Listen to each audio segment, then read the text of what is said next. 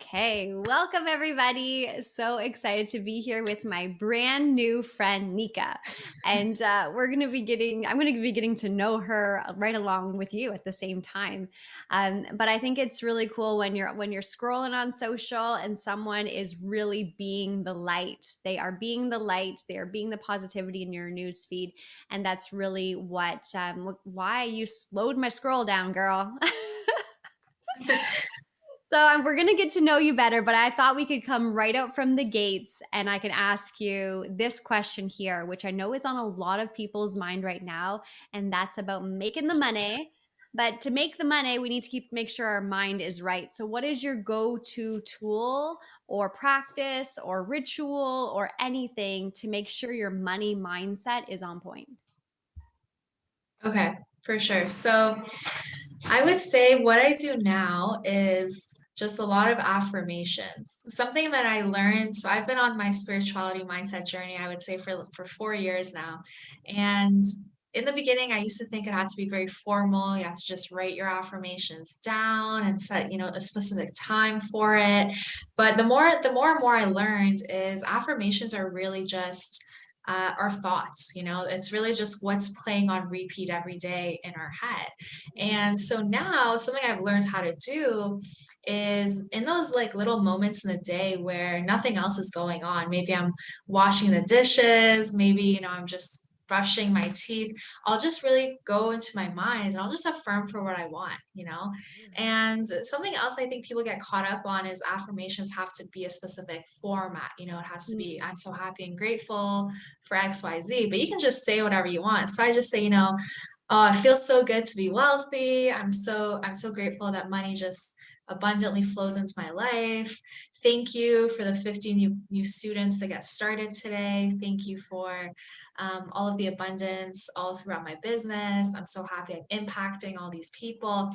And that's really how I frame it now in my mind. And so that's really what my go-to is as soon as I start the day, like as soon as my thoughts start to try to go to something negative, I reel it back and I'm like, no, like, this is what I'm going to think now instead.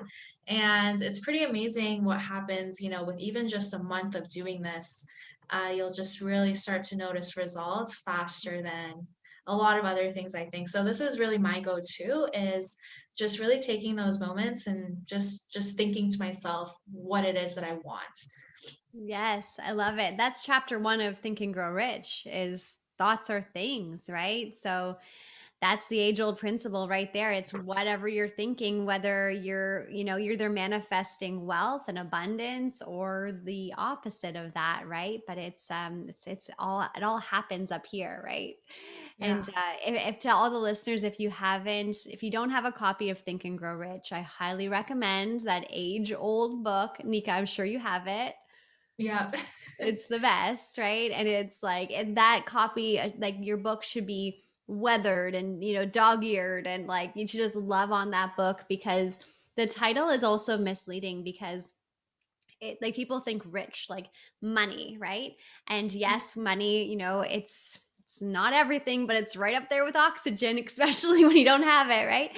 So it's important, Yes. it's energy, but anything you want to change in your life, it starts with your mind. So thank you so much, Nika. Chapter one, Think and Grow Rich, everyone, and go follow Nika while you're at it.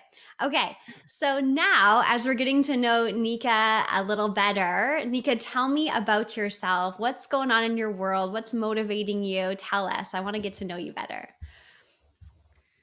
Okay, well, I'll start off with a little bit about me. So, as I mentioned, I was born in Iran, so I'm actually Iranian by heritage, and I grew up in Canada. And I grew up in a family where they always instilled in me this idea of leave the world better than you found it, and just really try to go out and be this positive person. So that's what I really attribute that to my dad, who is just a very optimistic guy. And he's the one that, went through the trials and tribulations of actually coming to Canada and like building this whole life. So I think he's always been this inspirational figure for me.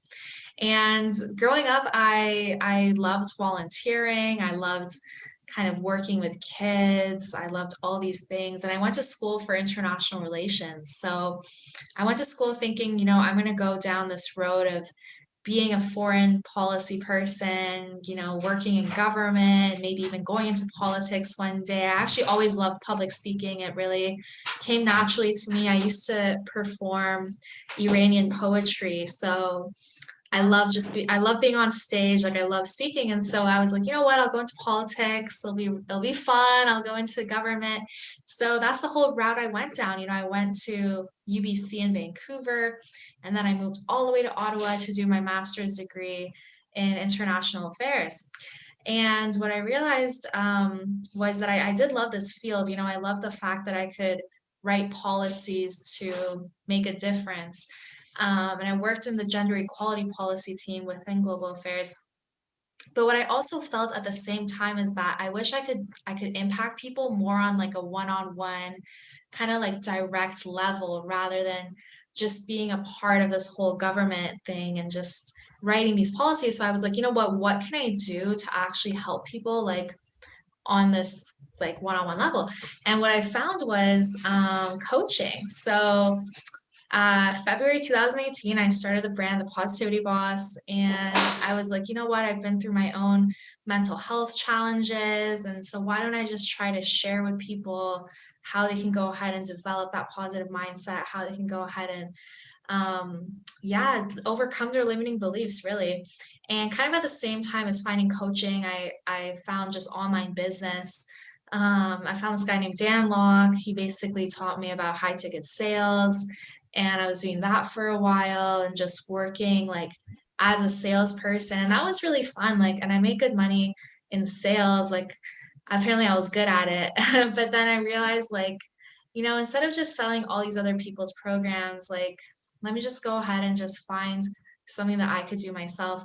Mhm. Anyway, so I went on this whole journey. I've done a bunch of different businesses at this point, but what I do currently is I work with this education platform. So this education platform, basically, it's like an online school, and there's 380,000 students on it, and it's people all over the world, like all different languages, even the Philippines. And they're all learning about e-commerce, like how to build their own online stores, cryptocurrency, which is Bitcoin and stuff, and then Forex. So Yeah. just trading Forex. And yeah, and I was like, you know what? I like this concept. I like that it's like an education. So let me go ahead and learn about it.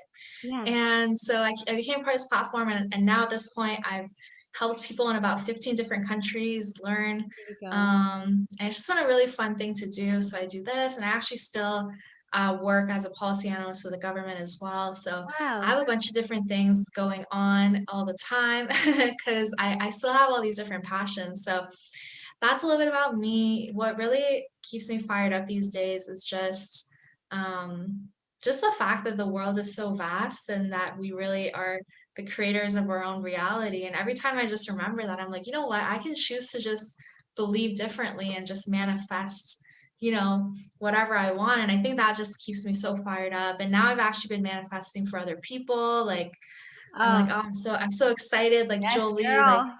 I'm like, Jolie's my business partner in South Africa. She's actually watching me on Instagram right now. Oh. And I'm like, yeah, I'm so happy and grateful Jolie's business is growing. And yeah, it's just fun. Like life is just good. Oh, so good. Hey, Jolie, if you're watching, that's amazing. Okay, so actually, I just hopped on a live that you were on with three other guys, other boss Yeah. guys, and I was like, Nika's gonna blow it up, right? So I'm all about empowering everyone, but also like I wrote down that you spoke there of gender equality, right? So I think it's Mhm. I mean, right now, as you're entering the space of finance, cryptocurrency, Bitcoin, things like that, that's not really a female dominated industry yet. Right. Right. So Yeah, it's super totally. important that you're doing what you're doing. So that's me. Are you finding that you're one of few women or is there a lot? Tell me what's going on in that world. Yeah, there's quite a few women. I feel like though a lot of women have to be a little masculine. Like it is a Yeah. lot of like a hustle kind of culture of kind of the masculine work ethic and everything. And it often will be, multiple men on stage and just one woman. So I think but then the women I feel like that are a part of this platform are really kind of gathering together and creating their own spaces. Like there was actually a women's event, I think in Dallas earlier on this year. So yeah, I think women are really just paving the way. In a lot of different ways in this field. So Yeah. yeah. Absolutely. Let's talk a minute about the masculine and not, I won't say versus the feminine, but like how both energies are so important, because I think you're showing up in a traditionally masculine space, right? With this beautiful energy of love, of light, of nurturing. And I think that together, when a man in finance, embraces like really like taking care of people and nurturing and empowering people, that's when they're most successful too. So it's not like male and female, but I'm talking about the energies. And I think that you're showing up at least so nurturing and so loving. And I think that's really one of the keys to success. What would you say about that? Yeah, I think so too. The other day I was reflecting on this and I was like reflecting on this idea of, when women kind of put on this front of just being savage in a sense of, just being very like, hard and, you Yeah, can't mess with me. And I was like, I've never been able to do that. Like even if I try to look at if yeah. I try to take a picture without smiling, I just look kind of angry and like I don't look like cool, like these other women No, me do. And I, neither. I Don't was worry. I was thinking about it and I was like, you know what? I think that's for a reason. Like I feel like Mm, those of us that have, these like tender hearts and kind of this like warming and like welcoming personality, like have that for a reason. So why would we kind of, try to seem like strong, but kind of strong in kind of like an aggressive way, And so why don't we just be ourselves and like yeah, and so I think that's a lot of the feminine right there. And it's really not about being weak. It's really just like loving openly and kind of allowing the good positive energy to just radiate and by doing so I feel like kind of the things that don't align with that will fall away really naturally on their yeah, own. And so I used to think like growing up, I have to be stronger, like I can't, just seem like this innocent, nice girl all the time. But I realized, you know what, like I can just have that as my strength and just, flourish, yeah. just being this kind, positive person rather than trying to mold myself into being like this strong, like just fierce kind of personality that I'm just not. Yeah, and then they never see you coming when you totally rock it. They're like, "Whoa, I didn't expect that from Nika." Yeah. Absolutely, and the same goes like in the end, like for any women who are listening, and I know we have some male listeners as well. Some women that are listening, they are actually more male dominant in their energy. They are more fierce. They are more like, like they have those qualities, and that's the same advice I would say for them. It's like really embrace the latter. And those of us who Mhm. are too much in our feminine, we sometimes need to boss up, right? Which means like asking for the sale, which means, really putting boundaries for our energy. And I think like Mhm. really that's why we need both energy systems working together all the time. All Mhm. right, so let's go back to money mindset. Now, you are an advocate, you encourage multiple streams of income, affiliate marketing, which I've been doing that for, oh my gosh, forever, like back when blogging was still a new thing. Okay, so affiliate marketing, you talk network marketing, you talk trading, you talk cryptocurrencies.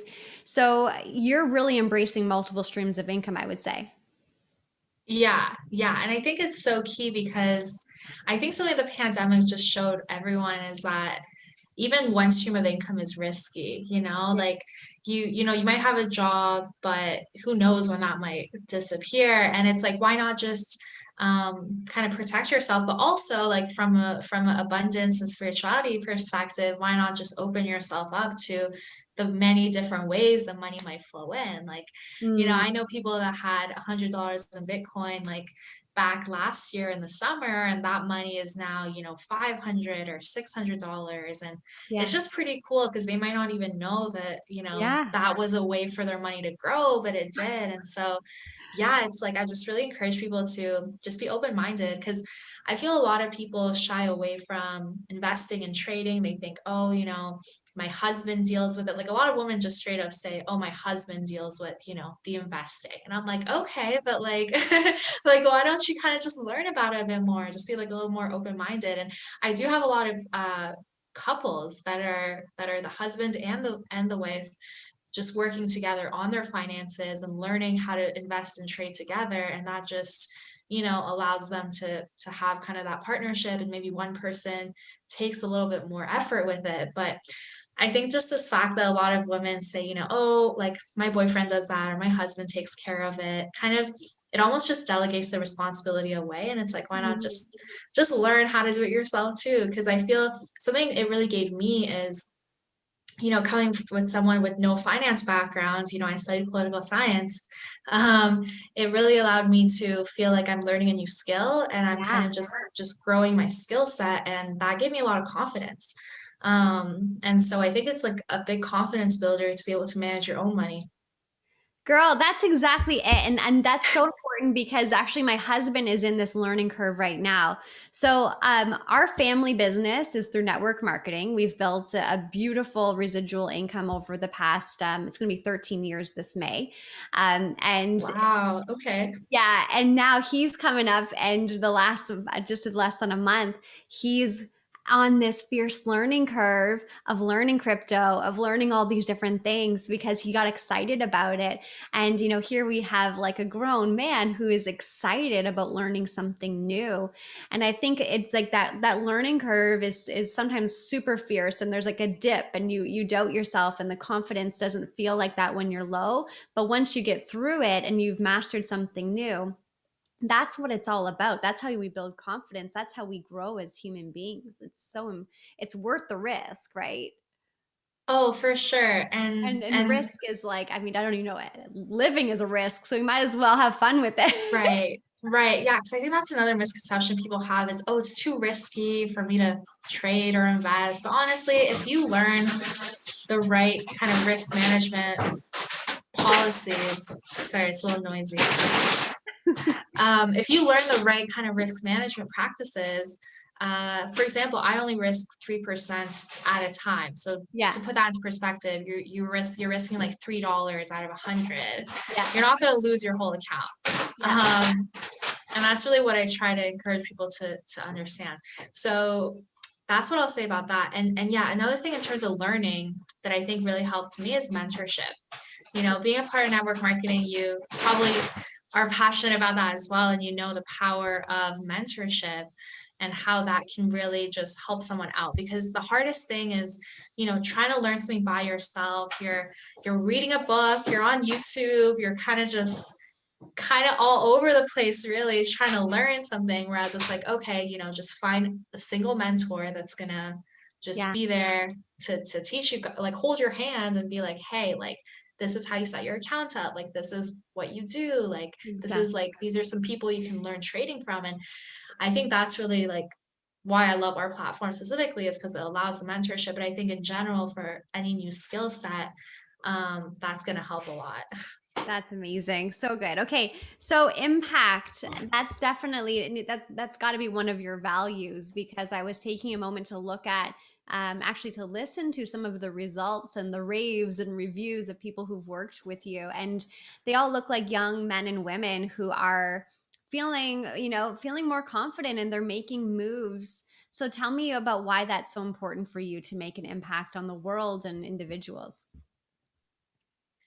Yeah, for sure. Well, I think in terms of just my personality, I'm that person that is like motivated by impact. You know how there's a different color personalities? It's like the money motivated person, the like analytical motivated person, the social motivated person.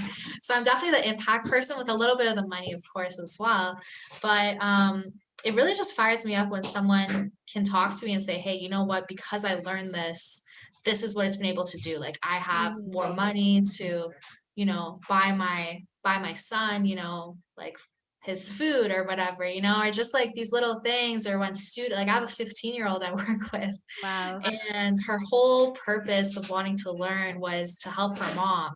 And so when she made like her first profit, she was like, Nika, I'm like dancing around my room. Like I'm so happy. And I'm like, wow, I'm really genuinely proud of you. Like, you know, you beat a lot of barriers being 15 years old. Yeah. You know, in a lot of situations, you can't even open your accounts and stuff because you're like not even 18 yet. So she had to go through a lot of different hurdles. But just really seeing her make that impact, like just really motivated me. And like my goal, like, you know what it says to have a goal card. So my goal card says, I'm so happy and grateful now that I impacted 15,000 families all over the world. Oh, So I yes. got my goal card, and that's what I look I at got every day, mine you too know. right here, girl. Got mine too. Hey, there we go. We're aligned for sure. Yes. And so the goal card really just reminds me that, you know what, it's not about, well, it is like you can make money the goal, but when you make impact the goal, it just really kind of fuels you in a different way, I feel. Yeah, and the money follows, right? So whether you are money motivated or impact motivated, the truth of the matter is that money is a report card of how of your leadership, right? Mm, Because everything is energy, and if you're in the business of getting results and you're getting results, it means you're making an impact, right? So I think mhm, that's super important. And I remember my mentor, who is very spiritual, such a conscious, just pure hearted individual who you would never like look at her and look at her lifestyle and think that she was money motivated, but she was money focused because she knew that that was how she yeah, could look at, am I being impactful? mhm, Right? Because yeah, someone can come to me and say, because I work in the wellness industry, and they could say, I just want to help people get healthy. I don't care about the money. Just want to help people get healthy. And I said, if you really want to help people get healthy, you better get real with your goals, right? yeah, Because otherwise, how are you going to be motivated to achieve them? How are you going to be able to measure them, right? yeah, exactly. Yeah, so I Yeah, they think say that's money huge. is really like a yardstick for measuring your impact. And something that Earl Nightingale says in The Strangest Secret is that uh like you don't become successful and then make money. Like you don't make money and that means you're successful. Like you have to be successful in terms of, you Mm. know, the impact, the service, and then the money comes. And I think just like when you really listen to that, like it really picks up and you're like, okay, that's really how it works. So good, so good. Thoughts are things, right? Okay, so lastly, I know we're gonna wrap this up because I know you're somewhere where there's hustle and bustle around you, and you guys let that be an example to you. Like Nika didn't wait till she was in the most perfect environment to say yes to this interview. She's like, I'll say yes and I'll figure it out. I'll make it Yeah, work. no, it's all good. We just got groceries delivered, so my boyfriend was just putting them away, but Oh, it's all good shout now. outs to the supportive boyfriend. We see you. Yeah. Yeah, and Awesome. it's so funny because we're actually like an interracial couple too. My boyfriend's from Hong Kong. Oh yeah, And so when you beautiful. said your husband's from the Philippines, I was like, Yeah. oh, that's so cool. Oh, yeah, I bet you'll have beautiful babies if you guys do that. Okay, so speaking of groceries and fuel and families, one thing that caught my eye on your feed was our mutual love of plant-based eating and living. So could we just close it on that? Let's talk about fuel in terms of fueling ourselves, but also what brought you to being vegan.